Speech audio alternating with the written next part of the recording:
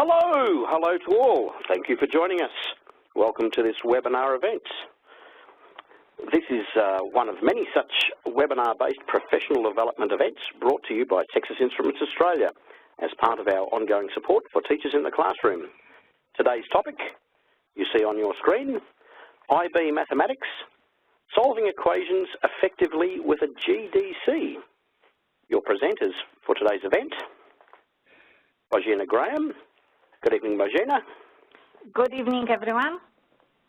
And Johanna Ciprianu. Good evening, Johanna. Hi. And the faces behind the voices you're hearing, oh, there's mine. Bad luck about that. My name is Brian Lannon. I'm your host for this event. Having been teaching across Victoria and New South Wales and various other places over the last few and a bit decades, currently just teaching in the Diploma of Engineering course at Wodonga TAFE. But the people that you're mainly hearing from, Bojina Graham.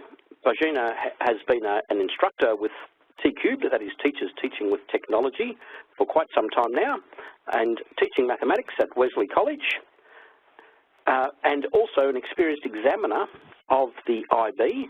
Now, I know that IB, Bojina, stands for International Baccalaureate. What does this GDC stand for? This is a very old name, Graphic Display Calculator, but they haven't changed it, so we keep on going with that. Well, I'm happy with that because I know I've got several graphic display calculators of various capabilities, and as with a lot of these things, it's just that they get smarter if you put smart ideas into them, and I know you do that very well.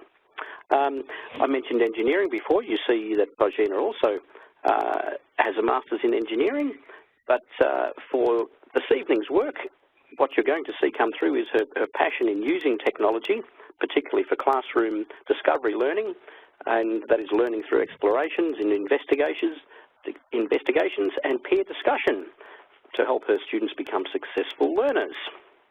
Happy with all that, Bojina? Yes, I am. Very good. Johanna Ciprianu joining us from New South Wales, from Sydney, New South Wales, where Johanna teaches and is a project leader at Mont St. Angelo Mercy College. 13 years of teaching experience with all maths levels in the New South Wales HSC. That is up to Extension 2, Victorian teachers. That's a bit like our specialist maths. And the three international baccalaureate courses you see there, listed HL, SL, and Studies SL. Johanna, what do those things stand for?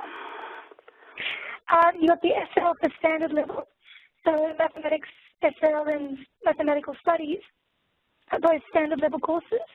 But studies is a little easier. It's a little less heavy on the algebra and the calculus. And then you've got HL, which is higher level. So you've got mathematics higher level, which is very similar to mathematics SL, but it goes further into the calculus, and you then get an option topic. And so you can really go really deep into a particular topic. So, yeah. Solving of equations, something that would happen with all of them?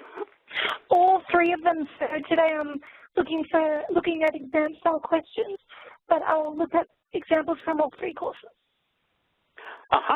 So it's going to be quite useful there. I'm also looking at your iBook there, because you've obviously been the go-to person for not just your students but other staff members in how to best utilise the graphing display calculator technology. That's right. To the point that you thought, let's put all this into an iBook. Exactly. Yep. So I basically realised my staff and students at my school really needed some extra support when it came to the graphics calculator, and rather than everyone, individually learning how to use it themselves, I started creating an iBook with videos and written instructions and pictures about how to use it across all the different topics, but not just in the maths courses, but in like economics, psychology, sports science, sciences, biology, and that kind of thing. So by talking to everyone, I just added more and more and created an iBook, and it's actually got 3 volumes, and it's on the iBook store. Terrific. I'm going to hunt that down. Yeah. And of course, a great way to record the expertise. And speaking of recordings, this event, a reminder to everyone, is being recorded. Some of you by now might be watching it as a recording. So that's all the introduction. I'm going to hand back to Joanna, and she will take it away with the clever ideas of our solving equations. Thank you, Joanna. And we see your screen now. Beautiful. All right. So tonight I'm going through several exam-style questions and showing you how equations can be used and solved very quickly using the GDC. Okay, so this first one is an exam-style question from Mathematics SL. So it's let fx equal x squared plus 2x plus 1 and gx equal x minus 5 for all real x. So we want to solve the composite function f of gx equals 0. Okay, so what's good about this is we can actually just put gx straight into fx. We don't even technically have to expand it or anything. So that then becomes x minus 5 all squared plus 2 times, again, x minus 5, because I'm putting gx where x is, plus 1. And I want that to equal 0. Okay, so this is the equation that I want to solve. I'm just making a note of it there. So I can use nsolve to do this. So if I press on, and open a calculator document. Now to get nsolve, numerical solve of an equation, press menu, algebra, numerical solve. Okay, so let's put in the equation again. So it's bracket x minus 5 squared plus 2 times x minus 5 again. Get out of the brackets, go across, plus 1 equals 0. Okay, so there's my equation that I wanted to solve, but I need to tell it to solve it for x. So I put a comma, x, and enter. Okay, so there it is for. Now, I might be thinking, well, given that it's a quadratic, there might be another solution. One way I could check that is I'll grab this again, so I'll just press up, enter. Okay, now I want to tell it to solve it, but the values be given for. So I press Control equals, and I click this line here. So it's kind of like saying, solve this, and the line kind of means where or such that, and then we can put x is bigger. So for the bigger symbol, Control equals, bigger, then 4. Okay, let's see what happens. It's giving me 4 again. That suggests that there are no other solutions bigger than 4. Well, what about less than 4? So I'll grab it again, press up and up, enter. Go back into it, delete, and now let's put less than. Okay, enter. 4 again, okay, great. That must mean the only solution is 4. Now, of course, another way you could have done that is by graphing the equation and finding where the zeros are. So let's have a go at that. Press on, graph the equation, and again we can do x minus 5, bracket squared, plus 2 times, bracket x minus 5, plus 1. All right, so here it is, and as we can see, there's only the 1 0 and must be at 4. If you're not sure, to find the 0, we menu, analyze graph, 0, and lower bound, so click somewhere on the left, click on the right, and there it is, therefore. So this corresponds to the answers we got using nsolve. So finally, To solve that, the answer is simply x equals 4, and we're done. Okay, so next one, exam style question 2, again for mathematics SL. Consider the following diagram. Here it is there, we've got a triangle, we've got x lengths, AC, AB is 18, and the angle between them is 50. The area of the triangle is 80, find x. Okay, so what's important here, this is a trigonometry question, but we're going to solve an equation, and so students need to realize, yes, you're going to use Nsolve in all sorts of topics, including trigonometry, and equations come up all the time. Now, so using the area rule for trigonometry, which is a half AB sine C, so that would be a half, which we could think of as just 0.5. I'm just making a note of it here, times AB, so it would be like times x times 18, or 18x, and then times sine, so trig, sine, and then 50. Okay, so that's the area rule, and now they've told me that equals 80, so equals 80. So that there is actually the equation that I want to solve. And now, of course, I could make this, simplify this and get some of the way myself, but the point is we don't even have to. We can leave it at that and use Nsolve to solve it for us. So let's open a calculator document. Again, I'm going to choose Nsolve, so menu, algebra, numerical solve. Okay, so let's type it all in there. 0.5 times 18 times x times sine, I believe it was 50, get out of the brackets, equals 80. There's my equation, and once again I want to solve it for x, so comma x, enter. Okay, now we've gotten the right answer, 11.6, that's it. Here's the thing though, what might also happen to students? What if their calculator is in radians mode? So now if I check my document settings, document, settings and status, document settings, I'm in degrees. But the point is sometimes students are still in radians and they don't realize. So let's just have a look at what would have happened if we were in radians. So if I grab that equation, that Nsolve again, press enter. So the idea is we got a negative number. Now what students need to be aware of, if they're getting a negative answer, and clearly x cannot be negative because it's a length, what hopefully is that should be signaling a red flag. There's a problem. They need to check their document settings. And so that's when we need to teach them troubleshooting in an exam, document, page, apologize, settings and status, document settings. Oh, I'm in radians, I better change it, go to degrees, press OK, and then just grab it and try it again. And there's 11.6, and that's an appropriate answer. And that's it. So let's try question 3. Okay. Again, mathematics SL. Consider fx equals 2 minus x squared and gx equals sine of e to the x for x is between -2 and 2.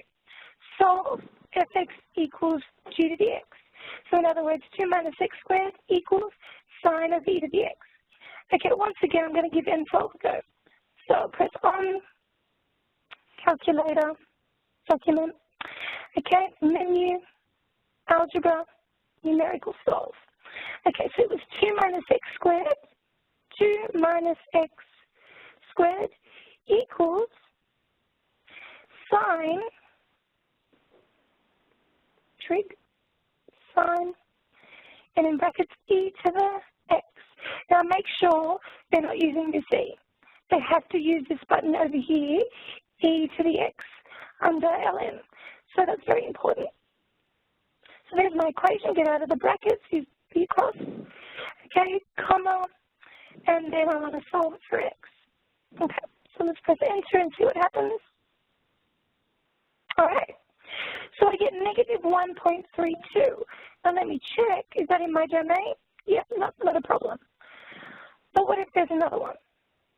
What if there's another answer? So what I can do is, once again, I grab my nsolve, and I want to tell it, find me a solution that's maybe bigger than negative 1.3, all that. So I press Control again, equals, let's use the this, which is like such that, x, Control equals, is bigger than, and now me putting negative 1.32, well, it wouldn't be great because that's not exactly what this is, or even just copying that. It's important to go up and grab it. Press Enter. Okay, so it'll get the goal value to a lot more decimal places, as you can see. And now press Enter, and look at that. There's another answer to this equation at 1.67. Oh, sorry, 68. It's 3 significant figures.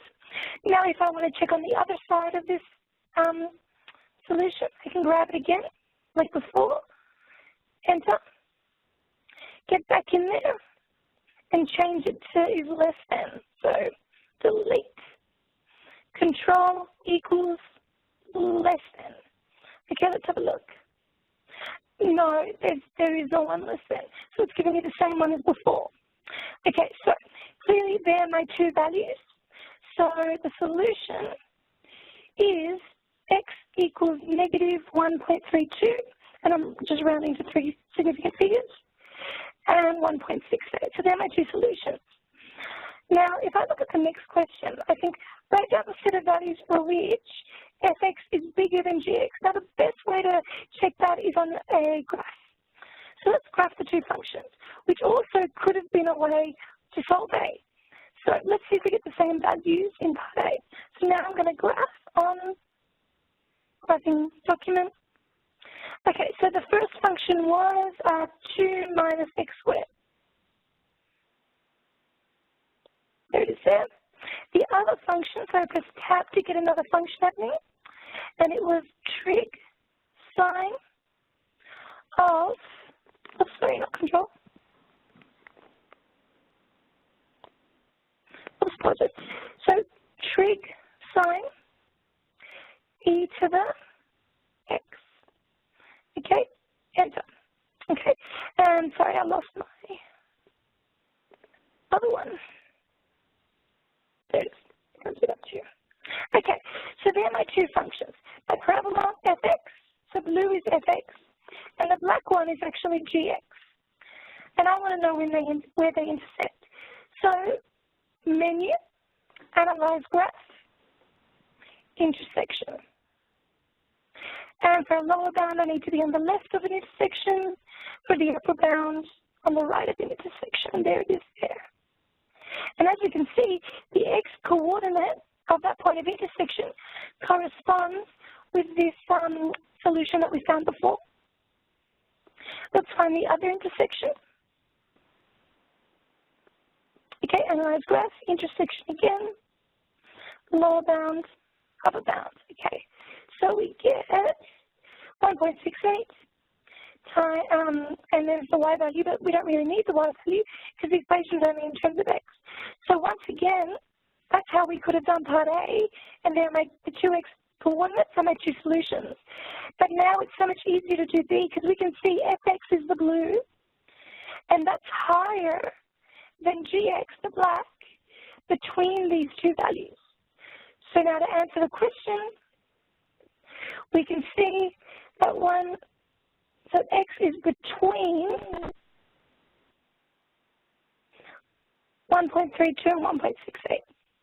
And that's it. Okay, so now I've got an exam question for mathematical studies.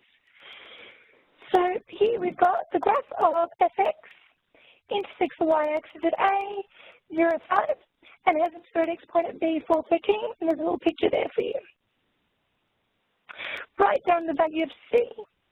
Well, C should be 5 because the y-intercept is 5, and it's the constant term of fx, so obviously C is 5. Write down two equations involving A and B.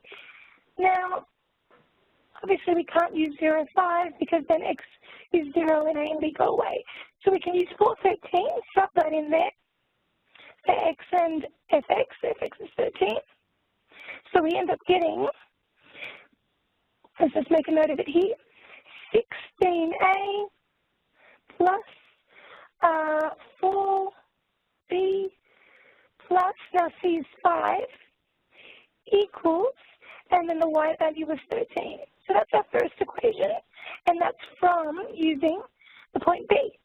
So now students need to realize that if this is 413 and this is 0, 5, using symmetry, if we move another, so the horizontal distance between A and B is 4. If we move another 4 across, the mirror image of A would be at 8, so 4 plus 4, 8, and then y value of 5. So 8, 5 is over here on the parabola. So by putting 8, 5 into our function, we get 64a plus 8b plus 5 equals, and then 5 again. Okay. So there are two equations. Now, yes, we could simplify those, but at times, you know, study students may not be that confident with their algebra skills. And so technically, we have answered the question. There are two equations involving A and B. Now find the value of A and B. In other words, we want to solve them simultaneously. So we can do that in the calculator document. So I press on, open a calculator document. Okay, menu, algebra, and we want to solve a system of linear equations. Okay, so we've got two equations, so we're going to leave that. Now my variables are actually A and B, and I would recommend for a study student to change those. We could just use X and Y, but we may as well do A and B so they're less confused. So let's change that to A and B. I think I agree with you. I think it's always good practice to give your variables meaningful names relevant to what you do. Yeah. Exactly. Yeah, thank you. And then we press OK, and we're done. All right, let's do it now. Let's just type in our equations. So 16a plus 4b plus 5 equals 13. So 16a plus 4b plus 5 equals 13. And now to get to the other entry, press down, and we had 64a plus 8b plus 5 equals 5. And that's it. We've got our equations in there. Press enter, and there we go. So again, now that we've used A and B, it's really clear what the answer is. So A is clearly the first one, negative half, and B is clearly 4. And that's it. Cool. Okay. And the other pages you were using, I imagine that's a notes page where you had the exam, the actual question. Absolutely. Basically, when I try to type these up, I try to use a notes page. So from on, I'll do one now. Here it is. And I just type in there. And what's nice is you can actually insert here. So I make these pictures somewhere else. Okay? So then I can insert a image from any saved images that you have. And that's really cool. I learned how to do that recently. So yeah, it's really useful, particularly for these webinars. Yeah. And that's why when you went to insert a calculator page, because you couldn't actually do the calculation where you were there, as it was set up.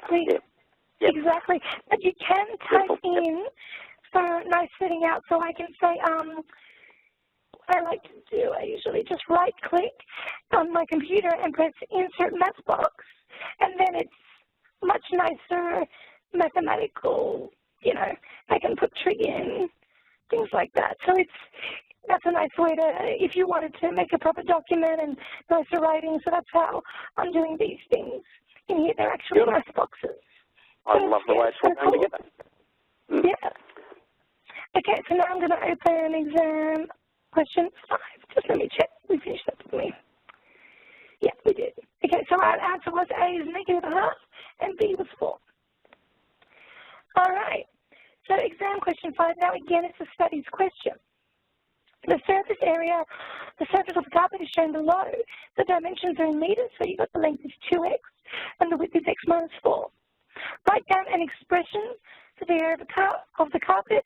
Sorry, the thing about expressions, they're not equations. I'm writing that to students, forget sometimes. So the area of the carpet is just simply 2x times x minus 4. So I'll do a proper math box. Right click, insert math box, and let's do it properly. So 2x bracket x minus 4. And that's my expression. And yes, they could absolutely expand it, but again, you know, given that it studies, this is enough, and they can leave it like that. So the area of the carpet is 10 meters squared. Calculate the value of x. So just to make a note here, our equation is all of this equals 10, and that's the equation we want to solve. So once again, I'm going to use nsolve. Let's see what happens. So I press, and again, this, like you said, this is a notes, like Brian said, it's a notes document, so I can't do it here.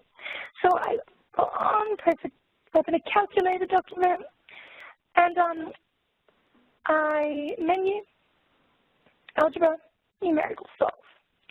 Okay, so the equation was 2x times x minus 4, and it equals 10.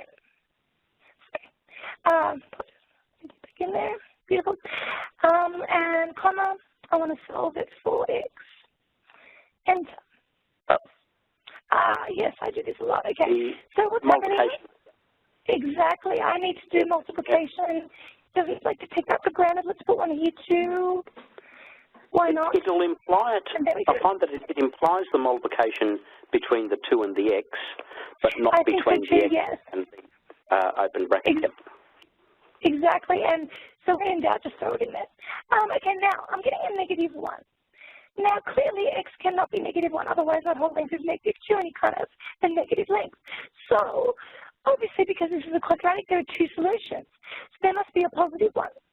So let's grab it again and tell it to give us the answer such that x is bigger than 0. Because otherwise, if there's no solution like that, there must be a problem with the question. So let's say x is bigger than 0. Enter. There it is there. It's 5. Okay. So no problems there. Of course, you could also graph this side, and then graph, actually, I'll show you that now real quick. So x is equal to 5. And now, I might just quickly get to the HL question, actually. Finally, if in this triangle, we need to calculate the 2 possible values of r. So what we've got is the cosine rule, clearly. So you're going to get an equation involving 8 squared equals 12 squared plus r squared minus 2 times r times 12 times cos of 30. So to solve that, what we could do is actually either use nsolve, we could use polyroots, or we could just graph the equation. So given that we're running out of time, I'm just going to quickly graph the equation. And so let's do it. So it's r squared, or x squared in this case. It's always a bit easier to use x at this point. X squared plus 12 squared minus 2 times x, which is r, times 12 times cos of, I believe it was 30.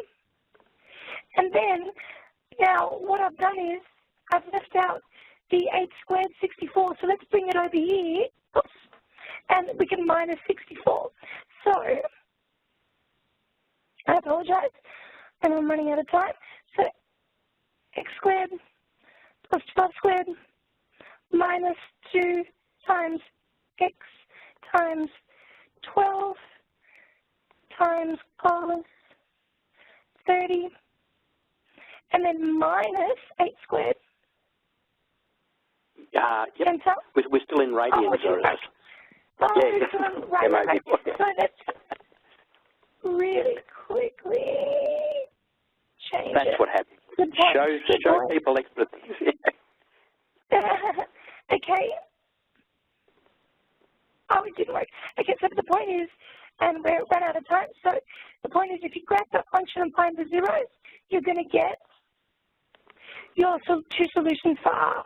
Now, I've already typed out solutions for all of these, and so they'll be available on demand. So we'll go to Roger.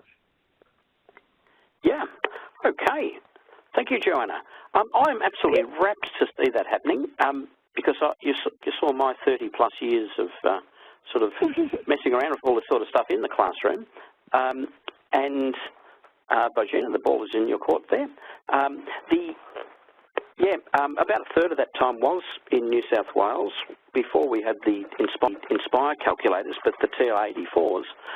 And, of course, they could do pretty much all of this stuff with numerical solving. And I think it's important to note that, particularly with exam-type questions there, the calculator isn't replacing the thinking. The students still have to be able to interpret a question and think about what's going on. The calculator is only doing the grunt work. And this is International Baccalaureate, I know, but with the HSC courses, I absolutely believe that these are useful teaching tools, even if they're not permitted on exams. It sheds such a light upon how all this ties together with the the expressions, the expressions and the graphs. Yeah. So thank you very much for that. Thank you. Yep. And Bojina, we see your screen. Thank you. Can you hear me? We can do that as well, yes. Okay, excellent. Thank you, Joanna. Yes, numerical solve is quite tricky, and you showed all those things we could use. In my presentation, I'm going to concentrate on sequences and series, probability, and time allowing maybe some modeling as well.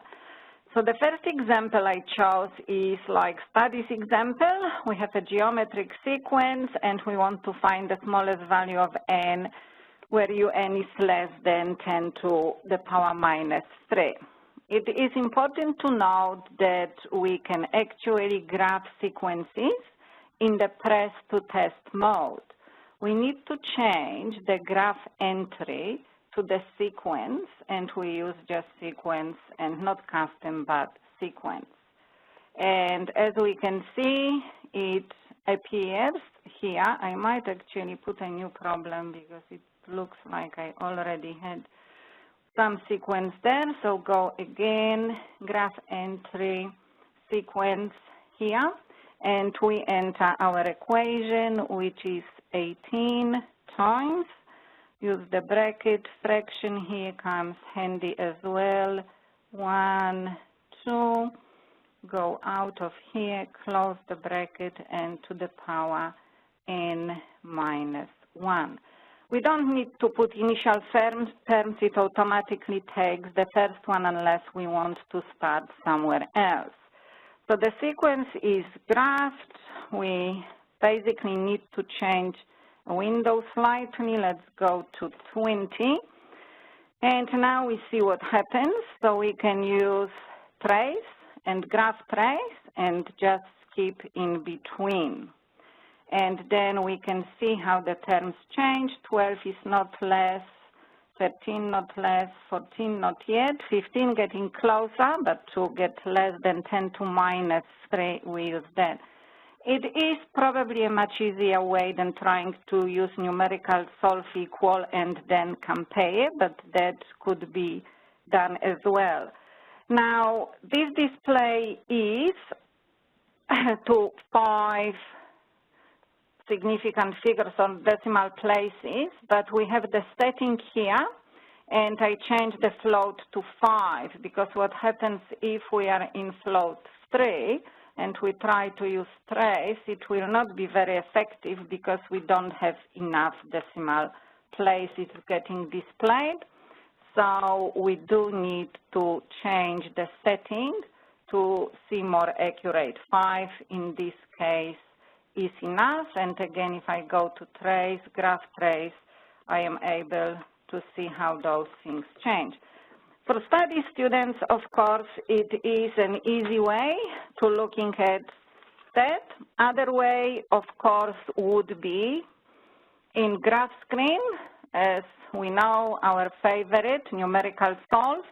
Now, since this sequence was already predefined, I can just use it, and it shows bold equals 10 to the power -3, and I wish to solve for n, and it gives me this value, and of course then I can change what's u1 in 15, not that we need Control Enter, and what's u1 in 16, and if I do Control Enter, I get the answer.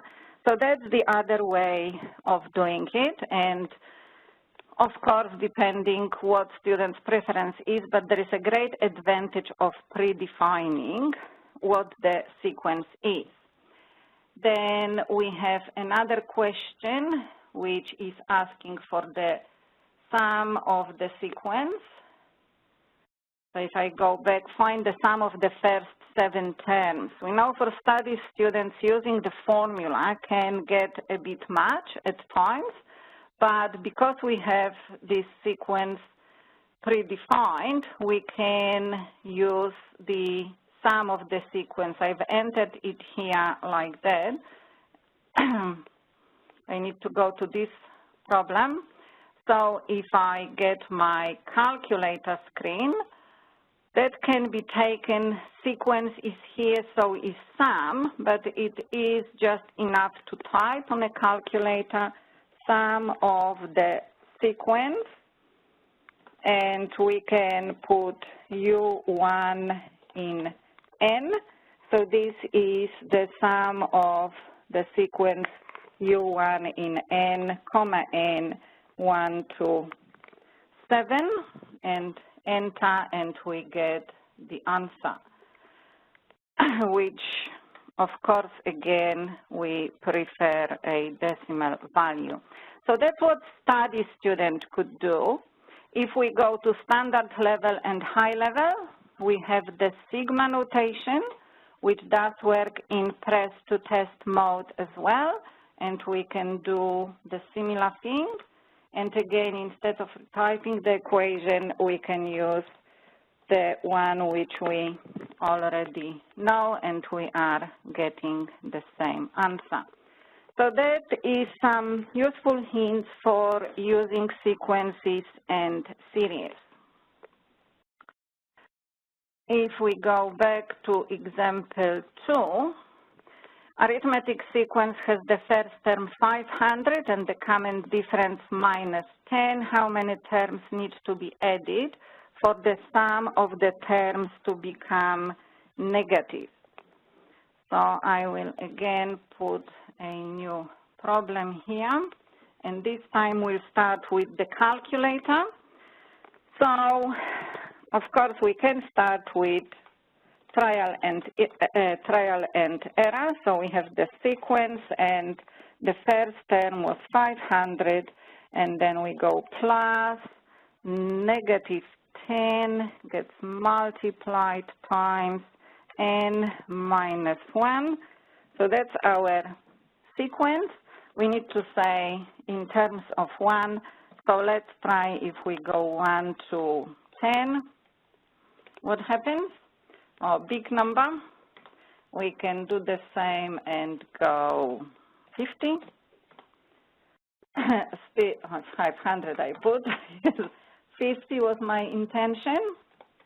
Still a big number. So, of course, doing those things like that is not the most effective, but we can often see students writing on pages long things like that. Oh, 0, so we see that it would go below 0. But clearly, we would rather use the algebraic approach using the formula. So in this case, if we write n on 2 times 500 minus 10 times n minus 1, it simplifies, and we can use polynomial roots, and we can use polyroots. and enter the formula, which I have worked out, 500n minus 5n squared and comma n, and we get two answers, 0 and 101. So of course 101 is the required answer. If we want to double check that it will give us 0, so we need to go over 101 to become negative.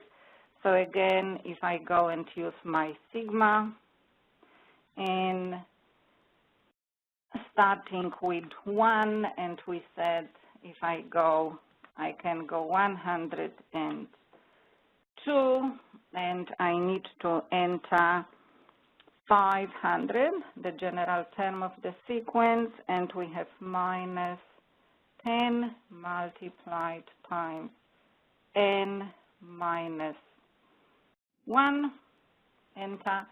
And of course, we can play with this sigma.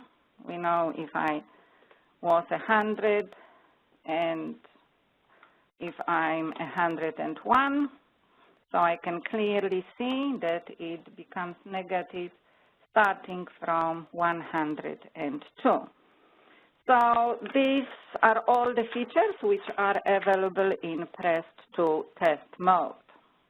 So moving on to the next question. Example 3 is the high level example, maybe standard level, but more high level. We have two sequences, arithmetic sequence with the first term 1.6 and the common difference 1.5, and geometric first term 3 and the common ratio 1.2. Find an expression for un minus vn, so that's pretty straightforward. Determine the set of values of n for which un is greater than vn, and then determine the greatest value of un minus vn. So let's insert a new problem because I don't want any other sequences showing, and I will again try to graph it in sequence mode. So I need to enter the first sequence, which was arithmetic 1.6 plus 1.5 times n minus 1. So this is my first sequence. Again, I can change the window. It's definitely not on the negative side. That can get changed as well. And here we might go higher a bit. So we see more of our arithmetic sequence. And now if I enter the geometric one, which is 3, was the first term times 1.2 to the power of n minus 1, and enter. So now I can see both on the screen, and I can use trace, graph trace, and I can see what happens. So if I go down here, I can see that the change occurs somewhere here, 3 and 4, when the blue becomes higher than red. And if we keep on going, I can see that the change occurs again. That's not as accurate, but what we can do, we can enter the table. And the table, of course, will, make it a bit bigger, will be much more clear. So here we are higher, and here we are lower. So the first term, when un is greater, the arithmetic is the third term, and then we keep on going. We get to 9, it's still good, but 10 is not good. So clearly we would say that n is greater equal to 3 and less equal to 9. So that's a very nice way of actually solving this problem. And Control T gets rid of a table again. So the last question was, what is the highest value of a difference? So again, if we draw it in function mode, it is not discrete, and that will not give us the values as easily as if we enter another graph screen and change that to sequence again. But this time I will draw U1 in N minus U2 in N, since I already predefined those. And now we can see how nicely it looks like. So that's our difference. And again, if I go to trace, graph trace, and now it only gives me discrete values as the sequence, so it's somewhere in between. Clearly, there isn't that much difference, and the answer is to be given to 3 significant figures, so it's 1.64 is the greatest value of the difference. So that's a really nice way of using sequences. I will have a few probability questions. The first one is a discrete probability question when we have x values and probability x is x with 2 unknown pronumerals, a and b. And the table is given, and the other bit of information is the variance is 0.56, and we want to find all possible values of a and b. So again, this is standard level, high level question. So we add the probabilities to arrive at a plus b is 0.8, which gives us b is 0.8 minus a. We use e in x, which is given by this formula, but we know variance is e in x squared minus e in x all squared, mean squared. So when we rearrange, we arrive at this equation. Now, it's a quadratic. If we want to use polyroots, we can't enter that. It would have to be simplified. So clearly, the easiest way of solving this is simply entering the equation, because it can be entered unsimplified, and then sketching the line 0.56. And as Joanna said, if we go analyze and intersection, we can get those 2 values. So we are solving for a, so a could be 0.1 or 0.7, so they are actually 2 solutions, and if we only use numerical solve, the numerical solve would only pick up 1, which is not what we wish to have. Now, the easy way to check it is to enter the table in the spreadsheet, x, probability x. I've entered 0.1 and 0.7, but that combination can be checked. If we apply one variable statistics, we can see what the standard deviation is. And now if we go to the calculator and we go back and actually pick up our standard deviation and we square it, we get 0.56, which is another check that the calculations were done correctly. We can, in a spreadsheet, swap a and b, but we'll get the same answer.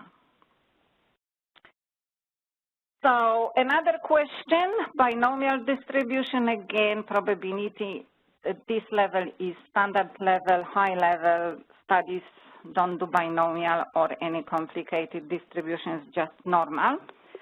So typical questions when we'll be solving for either n or p using the binomial formula. So we know that x is a random variable with binomial distribution, parameters n, number of trials, and probability of success p. We know n is 7, and we know that probability x less equal to 1 is this number, correct to 6 significant figures, and we want to determine the value of p. So probability x less equal to 1 is probability x is 0 plus probability x is 1. So using the binomial formula, we arrive at this equation, which we can simplify to 1 minus p to 7 plus 7 p1 minus p to 6 equals that. Again, it is a complicated equation, so to solve it, I would always advise to sketch it. So if we get the graph screen and we enter our equation, so it was 1 minus x to the power of 7, and we need to go down plus 7x, and again remember to multiply it because sometimes the calculator does not like when there is no times in between and students don't know what is happening. So that was our equation, and we enter, and now clearly the probability has to be from 0 to 1 because that's our value of p. And let's make this 1, change those things, minus 0.5, so we see more of a graph.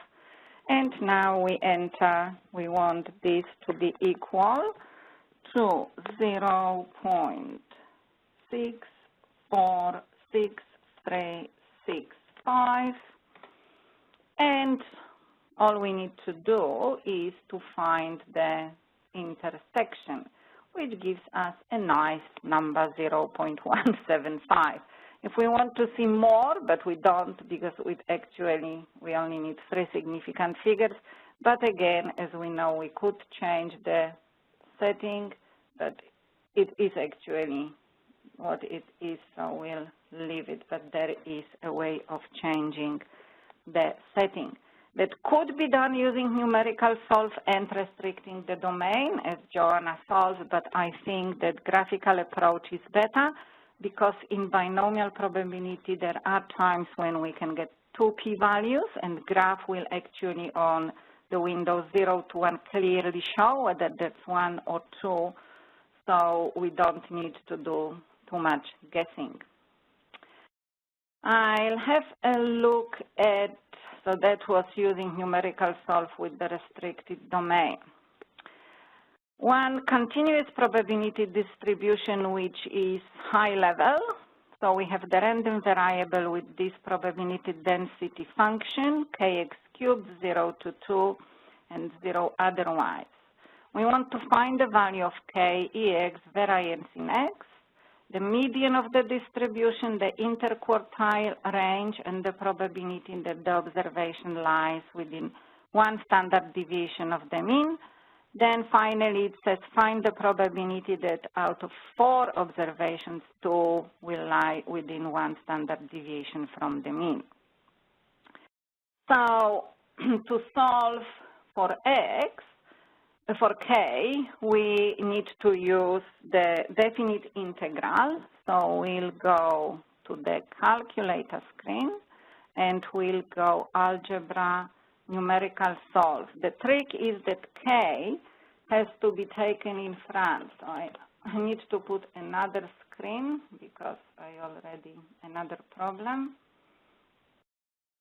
So doc, insert, my k came bold. So now we go again, menu, algebra, numerical solve. So we put k in front and then we go times and we grab the definite integral and the limits were 0 to 2 and the function was x cubed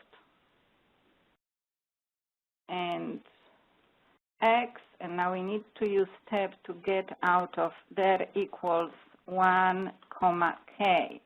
We're solving for k. If k is inside, the non-CAS calculator like CX will not solve it. So it's good to show the students some of the tricks. Now what I can do, I can store this as k. In case it's more complicated, 0.25, of course, is easy, but still, if we solve something and we want to use it later, we store it, so control store, or you could assign. Now what I'll do, I will define my function.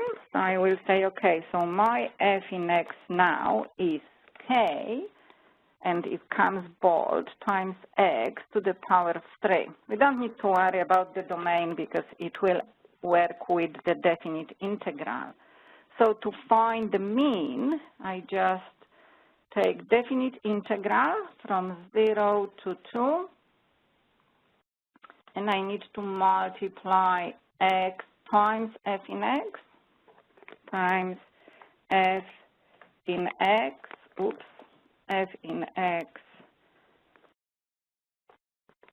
and the x, and probably Control-Enter, so we get the mean value. Again, if I store this, I can't use mean because it's reserved. I need to say mean 1. I know what it is.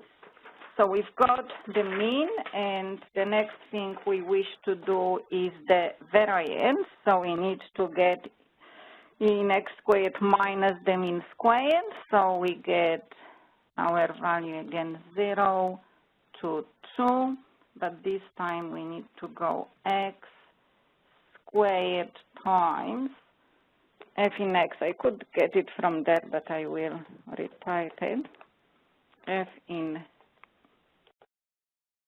x and dx, and then I go minus, no, I need to get my tab, minus, and I could now go mean squared. So that gives me the variance. However, for other questions, we need standard deviation.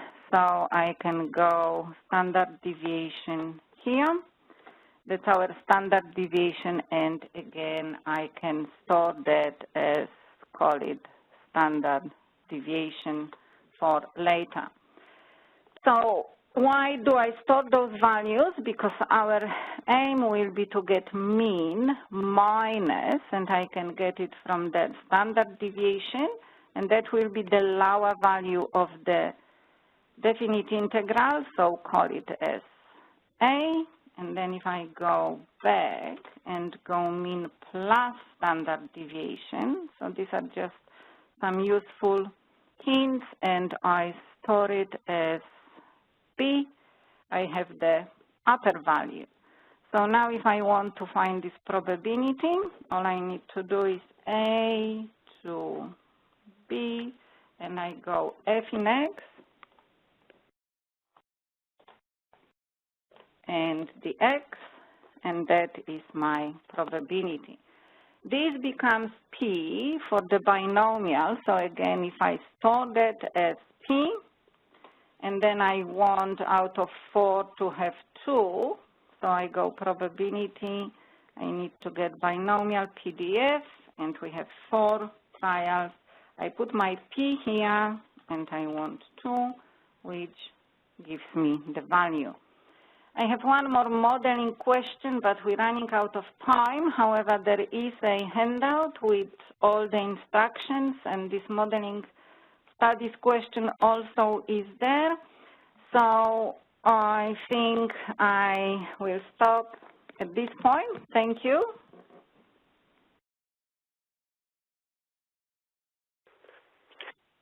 Thanks, Moisina. Yes, and I'll just show that because we've got you've sent that through to me, and a reminder that we send these things to out to the participants afterwards. I'll just jump into the share screen, and again, I really, and I know I said it before, but I really appreciate what you can do with a numerical calculator. Given that for the last 15 years or so, I've mainly been using just a full CAS calculator, but going back to the numerical ones, it's quite a lot that you can do with them.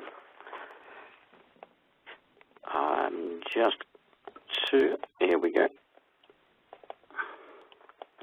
I'm having a bit of fun here grabbing this back to my screen.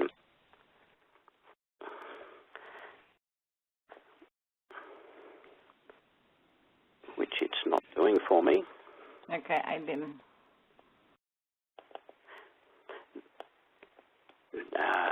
It's slowly dragging across there. And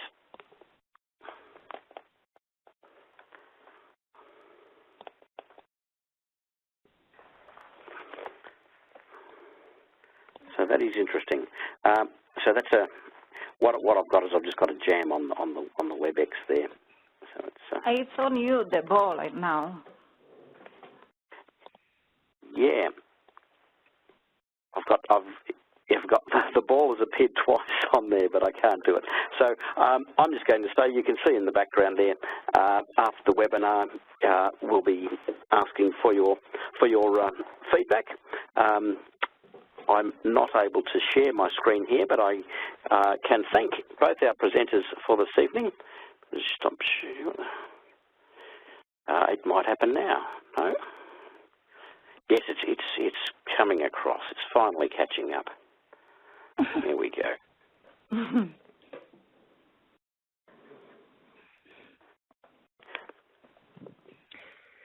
So yes, thank you to both our presenters, Bojina. Thank you.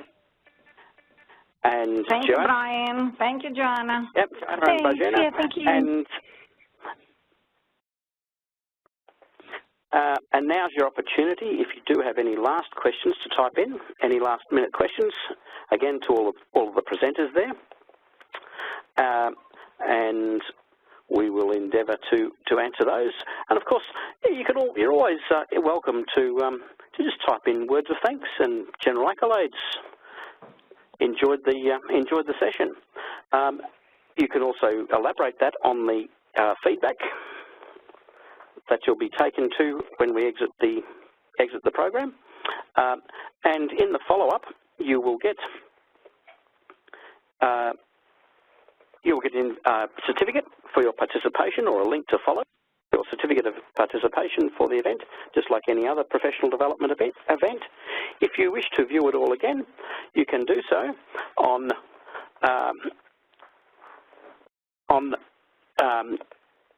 demand from the website or from YouTube, and the links are there on your screen. And if you're not already receiving the newsletter, we would encourage you to do so, because that keeps you up to date with all of our upcoming webinars for the webinar program. Any other questions about the calculators or the products or support materials, professional development events that are occurring live near you? These are the numbers on your screen. I do know the people at the end of those phones, and they're very helpful. So, finalising all, thank you to our participants, and particular thank you to our presenters this evening, Bojina and Joanna. Good evening to all. Thank you. It was great. Good evening. Bye.